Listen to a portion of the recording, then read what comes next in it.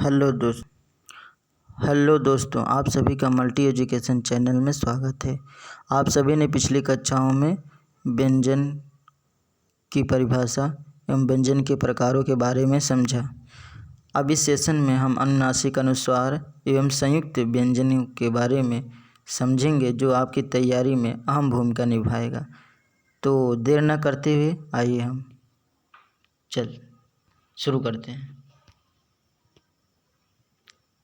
संयुक्त व्यंजन, जब दो या दो से अधिक व्यंजन परस्पर मिलते हैं तो संयुक्त व्यंजन कहते हैं। संयुक्त व्यंजन को व्यंजन गुच्छ भी कहते हैं, जैसे छ, क, छ, त्र आदि। इन्हें निम्न रूपों में वर्गीकृत किया जा सकता है, जैसे छ, त्र, ज्ञ एवं स्र। चार ऐसे संयुक्त व्यंजन जो स्वतंत्र व्यंजन हैं, जिन्हें स्वतंत्र रूप में प्रयोग किया जाता है।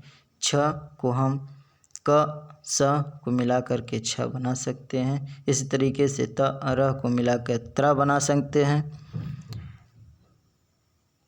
ज य को मिलाकर ज्ञ बना सकते हैं। स र को मिलाकर स्र बना सकते हैं।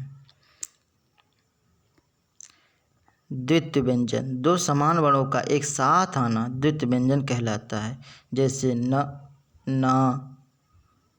ये दोनों एक ही वर्ण हैं, एक साथ आए। इनसे मिलाकर हम जैसे प्रसन्न शब्द बना सकते हैं। संयुक्त अक्षर, वे व्यंजन वर्ण जो दो अलग अलग वर्णों के योग से बनते हैं, संयुक्त अक्षर कहलाते हैं। इसमें दोनों वर्ण अलग अलग होंगे, जैसे द, य, उद्योग, जैसे त, प, उत्पन्न, स, थ, स्थान।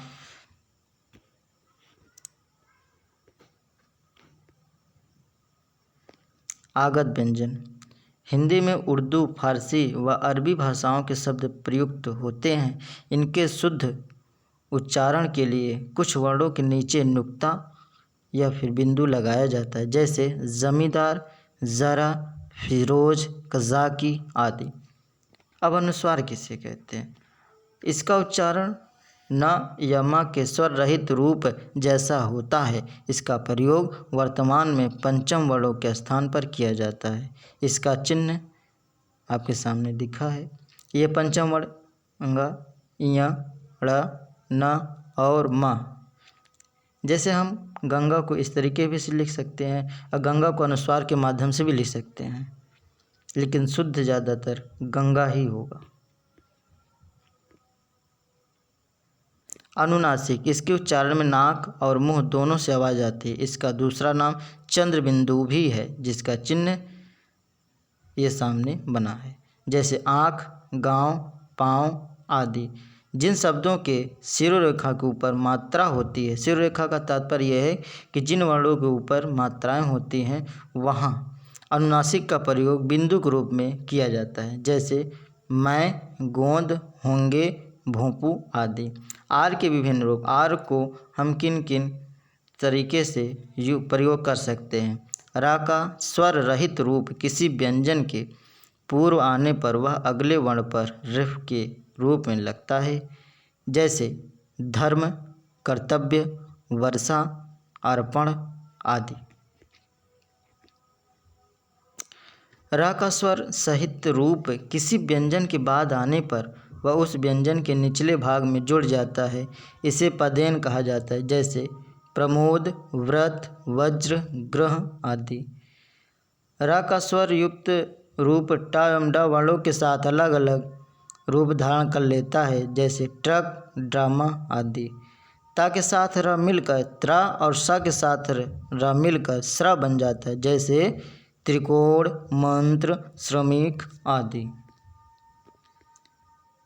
वर्तनी तथा उच्चारण, लिखने की रीति को वर्तनी कहा जाता है। वर्तनी का संबंध उच्चारण से होता है। हिंदी में जो बोला जाता है वही लिखा जाता है, क्योंकि हम जो उच्चारण ही गलत करेंगे तो लिखेंगे भी तो गलत।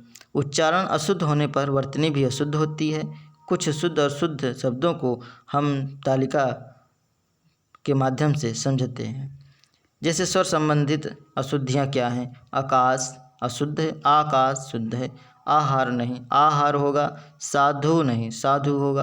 त्योहार नहीं, त्योहार होगा।